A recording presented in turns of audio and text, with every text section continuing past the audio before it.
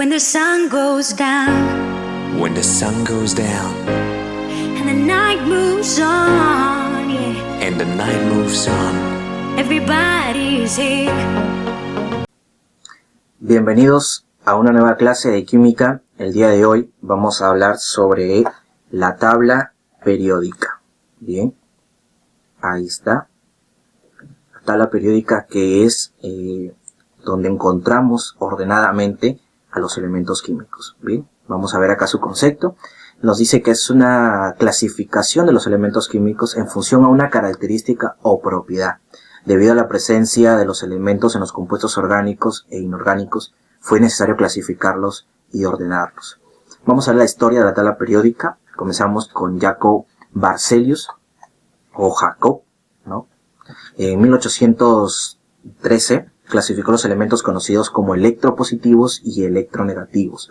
Los electropositivos los llamó metales y los electronegativos no metales, los cuales los metales sabemos que pierden electrones y los no metales ganan electrones. Bien, aquí tenemos a Berzelius y que también fue uno de los que comenzó a dar los nombres o en este caso los símbolos a los nombres de los elementos químicos, ¿no? Los cambió, por ejemplo, hidrógeno, ya le puso su símbolo H, nitrógeno N y así sucesivamente. Bien, tenemos las triadas de Dobereiner en 1817, quien propuso que átomos que pertenecen a una triada tienen propiedades químicas semejantes, las cuales decía que el elemento central, su peso atómico, resultaba de sumar el peso atómico de los dos extremos y dividirlos entre dos. Vamos a verlo con un ejemplo. Aquí tenemos, por ejemplo, decía, ¿no? El elemento X, su peso atómico A, el elemento Y, su peso atómico B, el elemento W, su peso atómico C. ¿Qué decía? Que B, que el peso atómico B, va a ser la suma de A más C dividido entre 2, ¿no? Pues tenemos aquí dos ejemplos de triadas y vamos a ver acá la resolución de una de ellas, ¿no?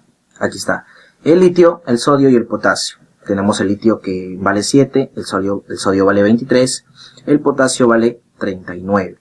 Si nosotros sumamos los dos extremos, nos tiene que dar el de en medio. Sería 7 más 39, sería 46, entre 2 sería 23. Bien, ahí lo tenemos a Dobereiner. Vamos con el siguiente, que es el ordenamiento en forma de tornillo telúrico de Chancourtis en 1862. Ojo que es muy importante, él fue el primero en ordenar según el peso atómico, ¿no? Entonces, ¿qué decía él? Que los elementos de cierto grupo, ¿no?, al dar una vuelta en forma de hélice, iban a encontrar una diferencia de 16. Lo podemos ver acá, ¿no? Aquí está el litio con el sodio. A dar toda una vuelta en los elementos en forma de una hélice, en forma de tornillo, la diferencia era 16. Si nosotros podemos sumar 7 más 16, ahí están los 23. Igual acá, 12 más 16, 28. Entonces es lo que propuso Chancourtis. Ahí está. Bien. Pasamos al siguiente, que son la ley de octavas de Newlands en 1864. ¿Qué decía él? Que los elementos se agrupaban en filas de 7, pero el octavo elemento iba a tener características parecidas, ¿no?, o muy similares al primero, el octavo elemento. El noveno al segundo, el décimo al tercero y así sucesivamente. Entonces de 7 en 7, todo el primero con el octavo y así sucesivamente. Por eso la llamaron ley de las octavas, porque el octavo tenía parecidas características con el primero. Y se ordenaba de 7 en 7. Bien, ahí tenemos, por ejemplo, un ejemplo, ¿no? El litio con el sodio van a tener características similares, semejantes. Ahí lo tenemos a lo que es Newlands. Bien, de ahí quien sigue, Mendeleev. Este señor se le atribuye la primera tabla periódica científica, ¿no?, que se agrupa los elementos químicos también referente al peso atómico, ¿no? Entonces diseñó la primera tabla periódica con 63 elementos químicos conocidos. Y aquellos elementos que predijeron que iban a aparecer y que no pudieron describir qué eran los nombres, pero tenían sus características, les llamó ECA. Una palabra conocida en ese entonces. Ahí lo tenemos a Mendeleev y una de sus primeras tablas periódicas, que es la que encontramos en la imagen. Bien. De ahí vamos a tener a Moseley. En 1913 diseñó la tabla periódica actual y ordenó los elementos de acuerdo a los números atómicos. Aquí ya no hablamos de peso atómico ni de masa atómica, sino de número atómico. ¿Ya? Aquí ya se ordenó, hasta hoy en día se ordena por los números atómicos. Ahí lo tenemos a Moseley. Y la tabla periódica moderna, dada en 1919, fue diseñada por Werner en base a los datos de Moseley, quien también lo ordenó obviamente por los números atómicos, con algunos experimentos y trabajos que hizo con rayos X. Ahí lo tenemos. Bien. Vamos a ver ahora sí la tabla periódica actual. Dice, se ha descubierto, sintetizado, todos los elementos del número atómico del 1 al 118. Desde el hidrógeno al gas noble, el último gas noble, llamado oganeseno. La IUPAC, que es la Unión Internacional de Química Pura y Aplicada, sus siglas son IUPAC, están en inglés, confirmó los elementos 113, 115, 117 y 118 el 30 de diciembre del 2015, y sus nombres y símbolos oficiales se hicieron públicos el 28 de noviembre de 2016, ¿no? Hace poquito, nada más unos 4 años atrás. Los primeros 94 existen naturalmente, ¿no? Aunque algunos solo se han encontrado en cantidades pequeñas y otros fueron sintetizados en laboratorios antes de ser encontrados en la naturaleza. Los elementos con números atómicos de 95 al 118 solo han sido sintetizados en laboratorios. Ahí también se produjeron numerosos radioisótopos sintetizados de elementos presentes en la naturaleza. Los elementos del 95 al 100 existieron en la naturaleza en tiempos pasados, pero actualmente ya no. Bien.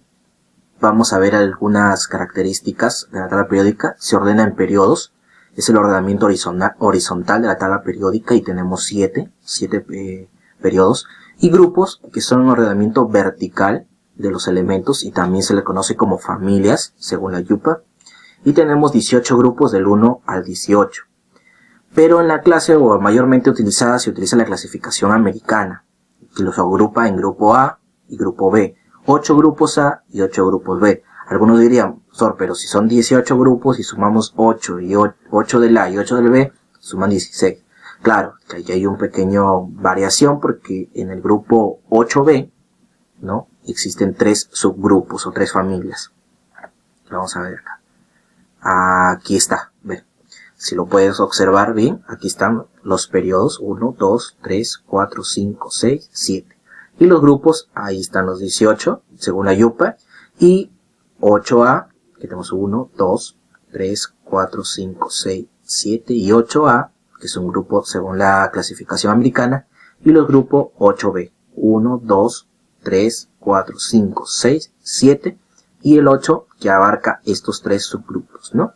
Bueno, también tenemos acá que son los metales de transición, los que se encuentran en este lado, los metales livianos, tenemos los metaloides, que están acá, que los dividen con los no metales, tenemos los gases nobles y tenemos los metales pesados o llamados tierras raras. Bien.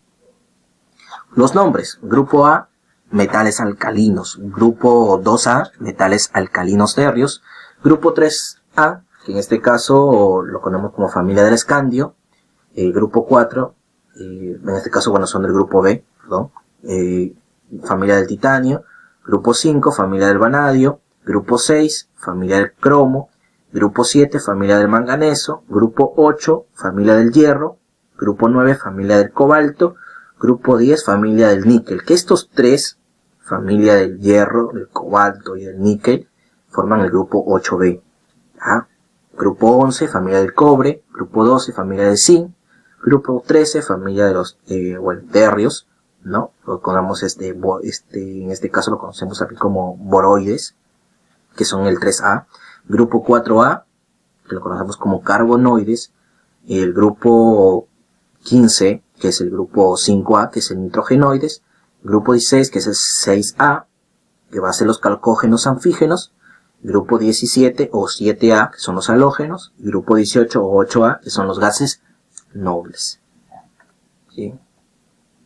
Sus propiedades. Tenemos propiedades físicas y propiedades químicas. En las propiedades físicas los metales presentan brillo metálico característico, son buenos conductores de la corriente eléctrica y del calor, se encuentran en estado sólido. a excepción del mercurio, que se encuentra en estado líquido. Dice, los no metales no tienen brillo, por lo general son transparentes, son malos conductores y pueden ser sólidos, carbono, líquidos como el bromo o gaseosos como el oxígeno. Sus propiedades químicas, los metales presentan pocos electrones de valencia y tienen facilidad de perder electrones formando cationes.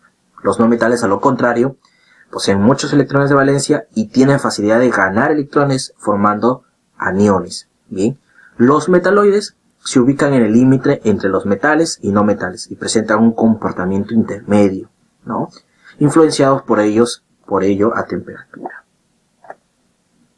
Bien, propiedades de un elemento químico en la tabla periódica. Tenemos el radio atómico, que vendría a ser la distancia, ¿no? La distancia que es, llegamos a medir entre dos átomos unidos mediante un enlace.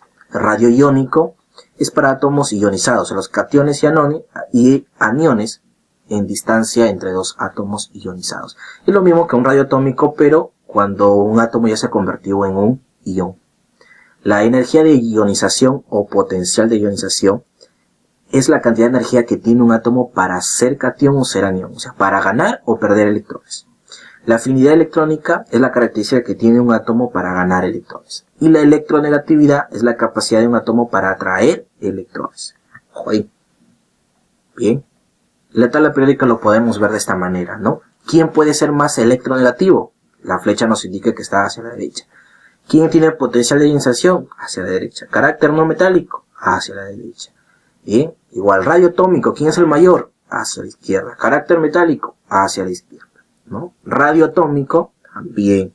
Si lo queremos ver en este caso, el carácter metálico es de arriba hacia abajo, ¿no? El de arriba tiene menos radio atómico que el de abajo y menos carácter metálico que el de abajo, ¿no? Igual electronegatividad hacia arriba, potencial de ionización hacia arriba y carácter no metálico hacia arriba, hacia mayor carácter no metálico, los que están arriba. Bien.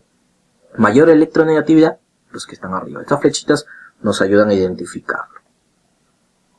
Bien. Eso sería todo en lo que está la periódica. Muchas gracias.